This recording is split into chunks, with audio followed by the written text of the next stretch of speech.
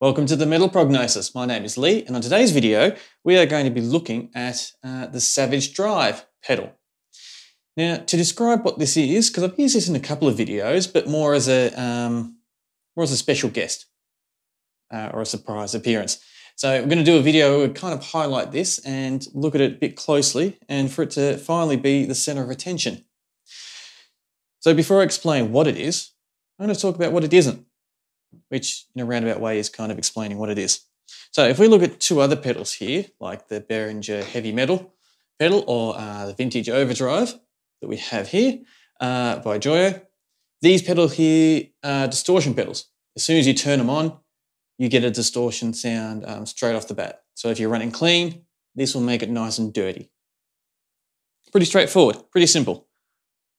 90% of my videos are about these pedals, so I think we've got a good understanding of that. This pedal, on the other hand, doesn't do that.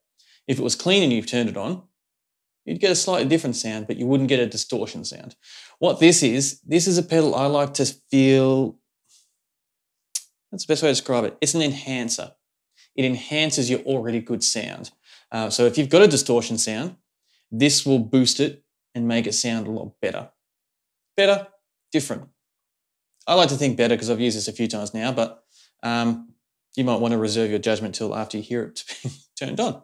So what we're going to do in this video is I got the little Kraken amp head here, and I've mic'd it up to my cabinet in the other room with two mics. So if you haven't seen my two mic technique, I highly recommend you check out that video because that breaks down why I use the two different microphones and how I do it. So what we're going to do is first we're going to dial in a good distortion tone out of this first, which I think the settings I have right now already are a decent distortion tone, but I'll reset it and we'll do it together on camera because the last experience I had with this amp, I got it super quickly. So it's not going to be a burden at all to do it from scratch. So we'll dial in a good tone from here. Then we'll muck around with this a bit and turn it on and see the sound difference and muck around with these knobs and talk through to see if we can find out the best settings that we can have for this in relationship to the distortion that we have coming out of the Kraken head here. Then, like all my videos, I have a bit of a jam, but this video I'm going to do two jams. It's going to be the same song, but it's still going to be two different jams. So the first one I'll do is just the Kraken amp head, and the second jam I'll do is I'll engage the Savage Drive pedal. So then we've got a good comparison side by side of what they sound like in a full band mix. So there'll be drums, bass, and we'll double up on the guitars, have them on left and right speaker, and to really give the full experience and dynamics of what a band sound setup is. And then we can really see if this is worth turning on or not if you're recording with the Kraken head here. So let's check it out and see what results we come up with.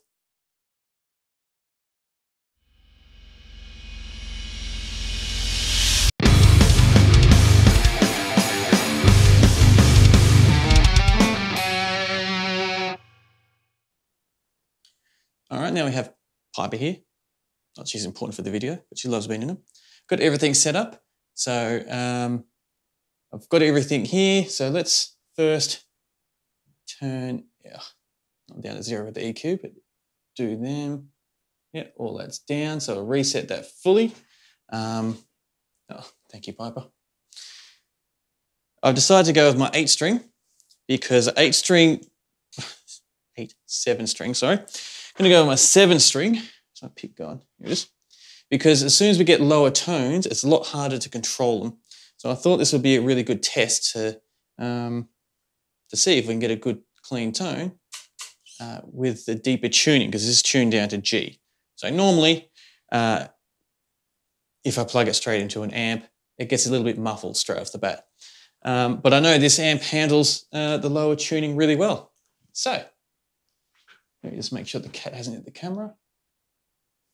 She did. That's what she does. That's all right. It's not too bad. So let's get a nice distortion sound from this first, and then we'll engage the pedal and see what we've got. Gain.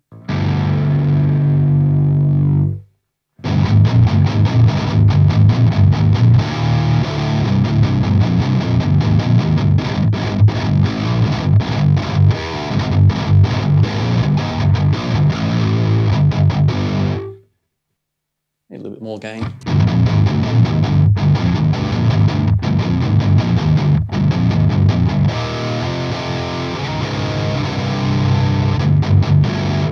Yeah, this amp really handles the low notes and low chords really, really well. But we can get a better sound than this. Let's give it a little bit more mids, a little bit of treble.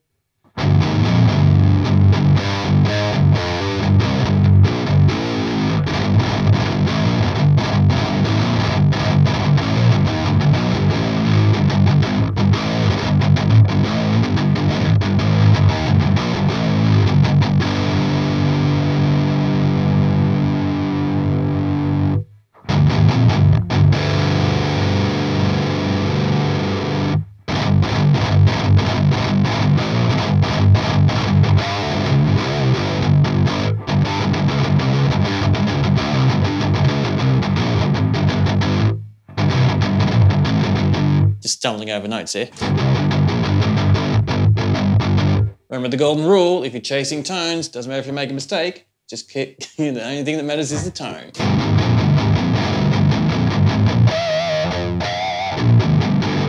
I think that sounds good enough.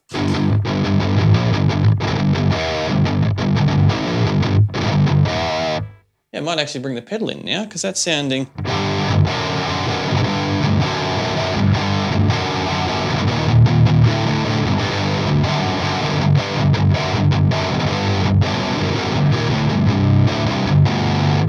Yeah. All right, let's bring the pedal in now. So I'll just put it, let's see if I can spin it around, get it upright. Like so. Focus the camera. Excellent. Yep, now we can see it. So we have volume, dirt, bite, what's the other one? And tight. Now, I don't know if these were designed. Let me turn it on now. We get the cool little red eyes.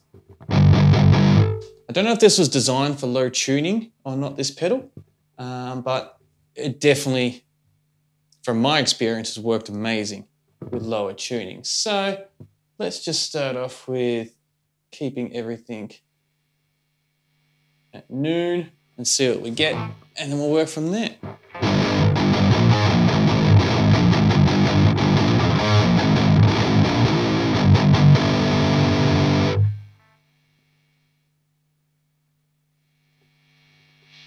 So the bite, you get a lot of hiss.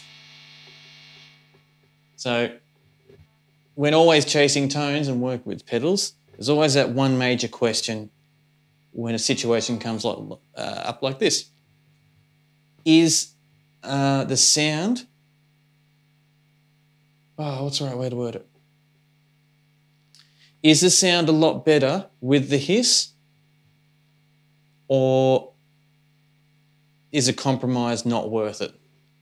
Because we can easily get, not easily, it'll take a bit of work to get rid of that hiss, because that's a lot of hiss coming through. So is it going to sound good enough where it's like, I will get rid of that hiss and I'll work on it because it sounds amazing? Or is it now in the too hard basket? Let's find out. So this is the bite cranked.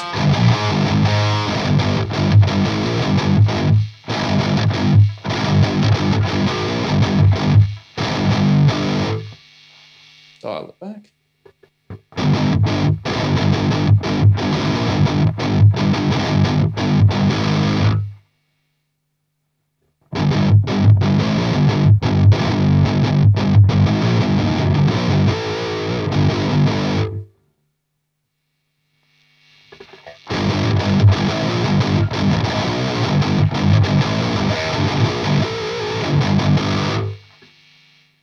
So it definitely brings some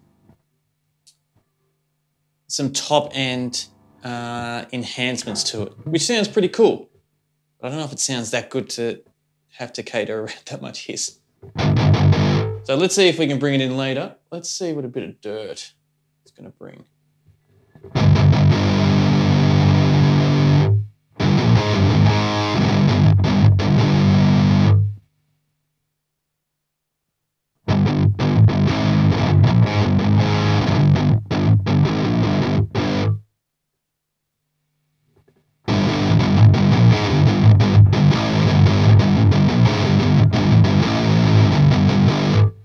So to me, that sounds a lot better, having the dirt pretty cranked.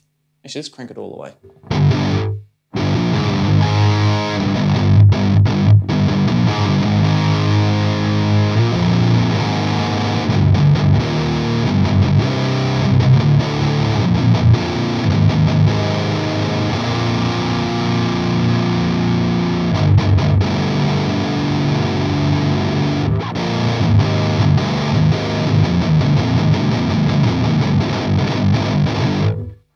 Bring it back a little bit because it's just starting to break up a little bit too much.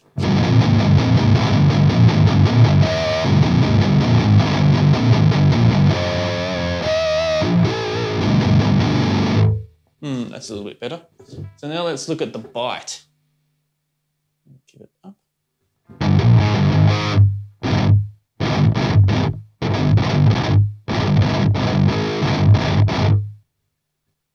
Chuck it all the way down now.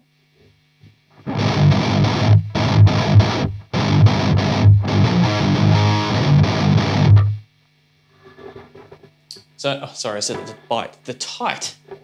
The tight does exactly what I love in a pedal,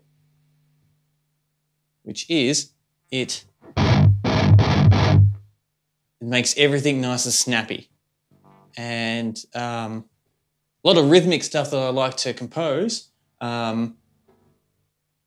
this makes it a lot easier. So, for example, what I was just playing then, the stop-start.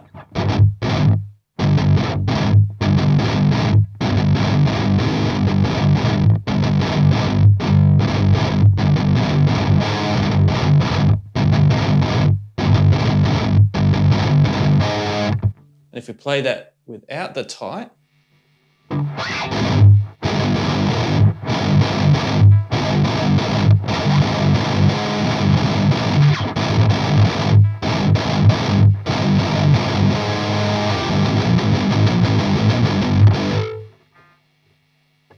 bring it back in. So it gets rid of some of the noise, which is nice, but its main feature is sharpening up when the sound goes through and when it stops.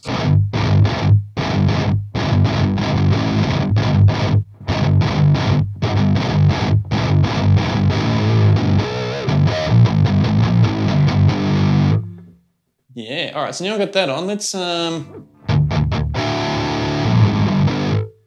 Let's bring some bite in now, and let's see if we can find a place for it or if it's just in the too hard basket.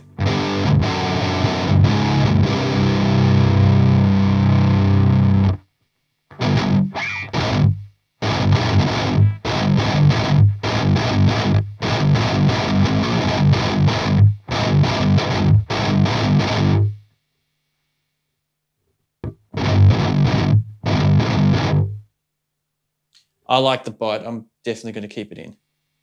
Even though it adds a little bit of hiss, I don't care.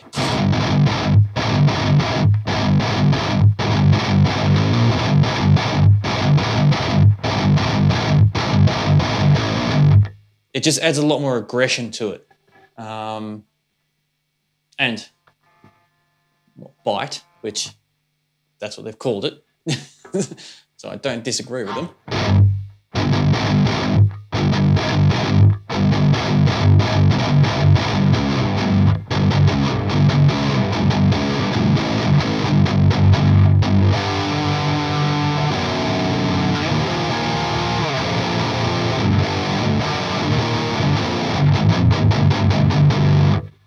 So now let me just do a quick on and off. So now this is off, so this is a sound just coming out of the Kraken head.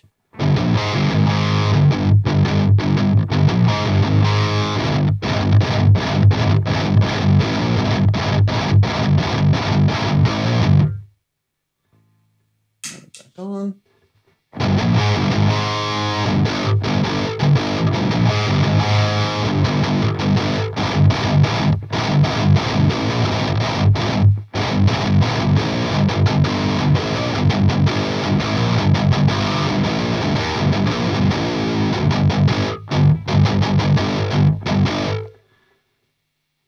Now, something I like to talk about with my pedals and or with any effects that I use or equipment is I talk about breathability. Breathability is how much of your own characteristics as a guitarist translates into the setup that you have all plugged in. So what's a good way to describe my breathability? So, for example, so I'll turn that off. We'll test it without the pedal first. So the breathability is sometimes you plug in a piece of equipment and it oversaturates everything. So it doesn't matter what you play or how you play it, it kind of plateaus it out because everything just runs too hot and there's no breathing space or characteristics at all. So when I talk about breathability with this, I want to see if I play soft and hard and how much control do I have in my right hand as a guitarist, or how much is it just capping it and stealing too much of the dynamics, for lack of a better term. So for example, with the amp, if I were to play something like this,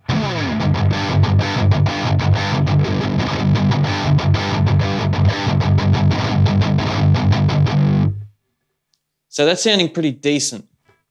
Not only is it a cool distortion, but in regards to the breathability. So a better example would be if I was just playing on one note. So just on the deep string, if I were to go,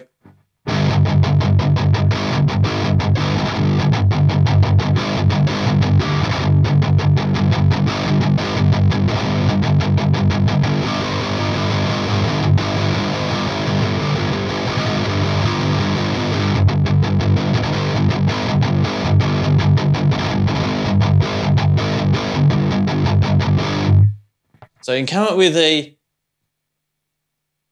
it's kind of like a slight rhythmic melody. It's definitely rhythmic, but it gives it different accents of the notes that I'm doing just by how I'm plucking them. So going from super soft, then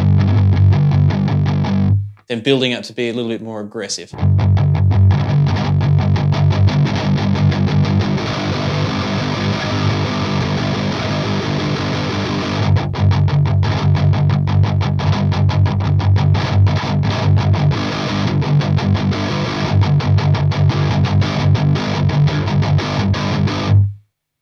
All playing the same note. So let's turn it on and see if we've got that same level of breathability or not.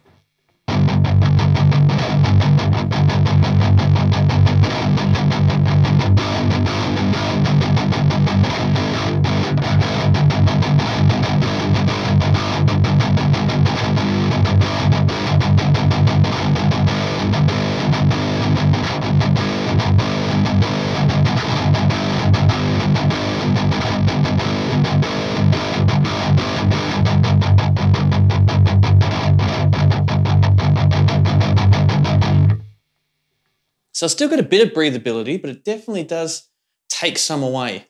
And I think that's got to do with the bite and the tight settings that I have there. Probably mainly the tight setting because it's compressing and pushing so much of the sound signal. That's why it's sounding a lot more consistent compared to when I turn it off and just have the amp head running. Not a bad thing. It just is. It's a part of its characteristics, which is fine.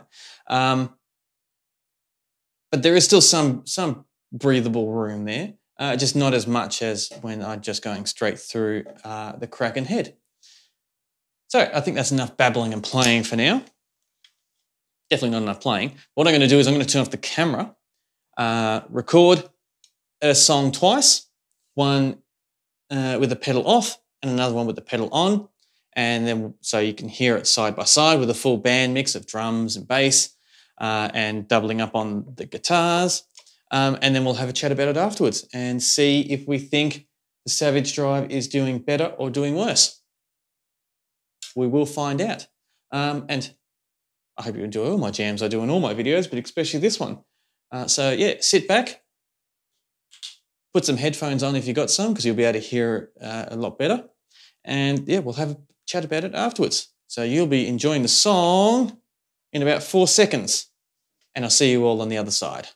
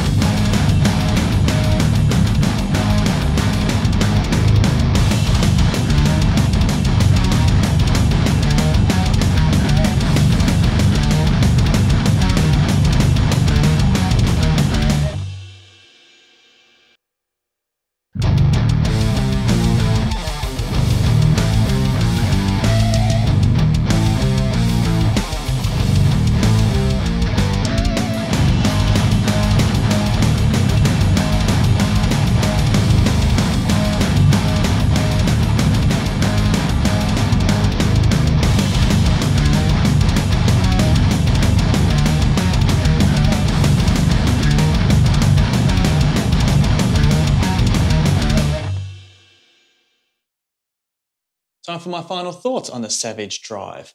I say final thoughts, kind of final thoughts for this video because I have used this a few times. I've owned this for a while now.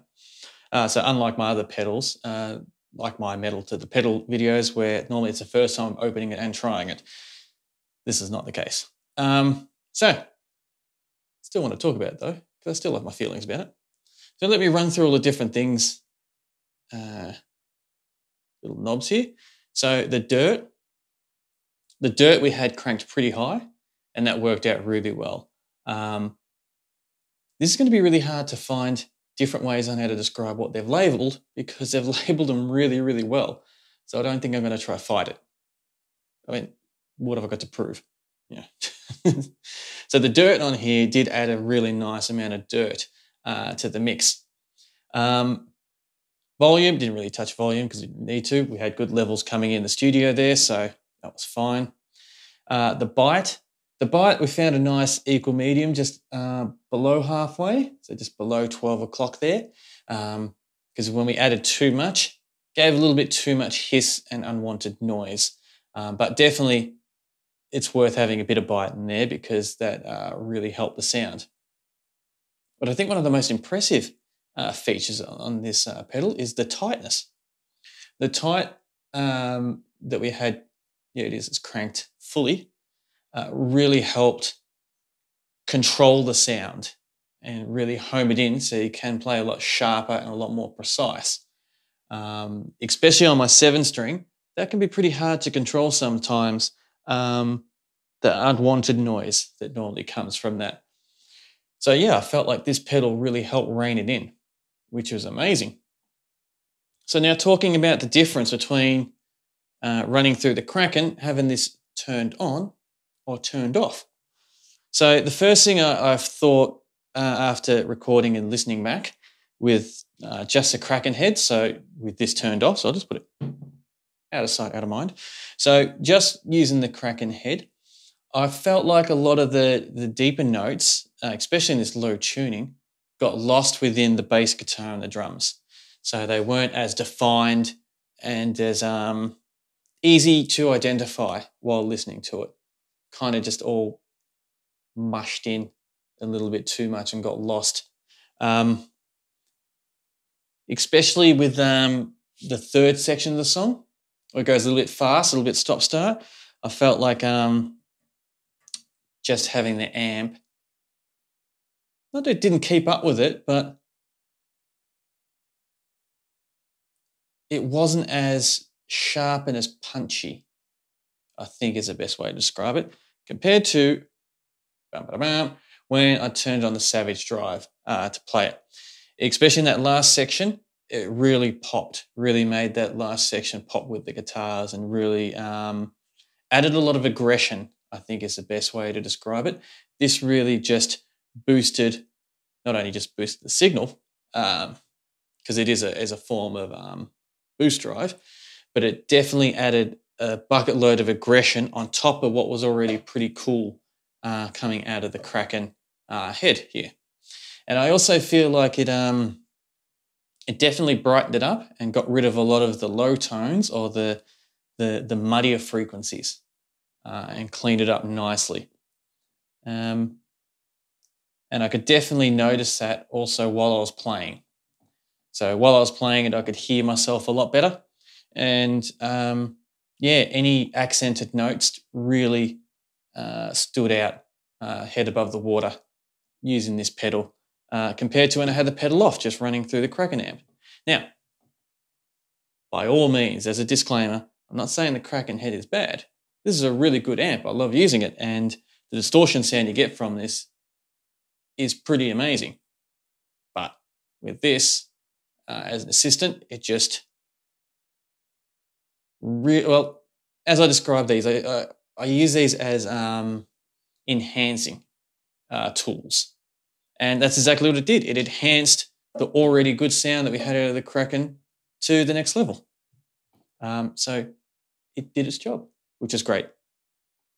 Now, like all these things, I could have worked on my technique to fix up the sound a little bit that I didn't. I could have worked a lot more on dialing in a tone using just a Kraken head because I didn't spend that much time on it. This has actually got a second gain channel on it that I've yet to actually play with and touch yet. So there's a lot more I could have experimented with the Kraken head, absolutely. But for the purpose of the video, and plus I didn't want to do, not that I don't want to do, I'd actually love to do it. I don't know if anyone would be interested though, doing an 1.5 hour long video where I do delve in more with just the foundation sound first before adding something else to it. Because if I invested that much time in dialing this in, I'd invest a lot more time with this and going a bit more backwards and forwards with it. And yeah, I don't know if anyone's interested in that. If you are, definitely let me know because I'll definitely do it. I've got no quarrels because I've got the patience and the passion to sit down and actually do that with all this equipment. But I get sidetracked way too easy. Next question I have for everyone. Now, I asked this in another video I did with another boost pedal.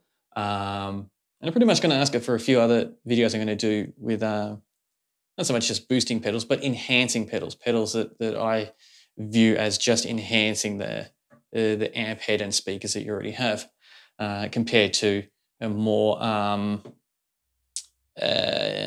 what's the right word? More tunnel visioned pedal.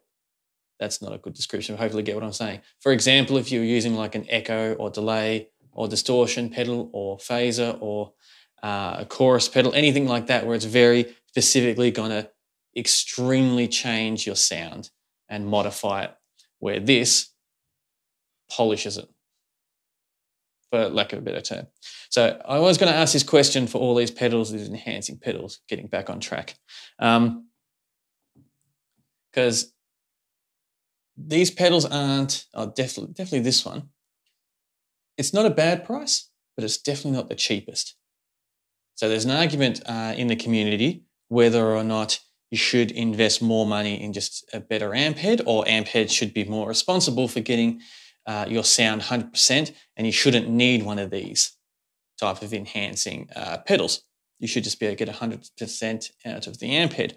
Or is it okay to add one of these and be okay with the fact to say that the amp head have their specialties and this helps enhance and bring out more of what the amp has to offer individually?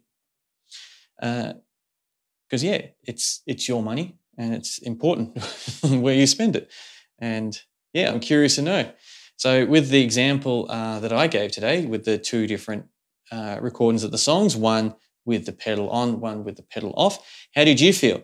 Did you feel that having a pedal like this is worth buying and adding to your setup, or to anyone's setup when they're recording guitars and finding their guitar tone? Or do you think that, nope, the amp head does enough and that should be it? And this is a little bit too far of a step that maybe irrelevant? Or, yeah, or is this an absolute?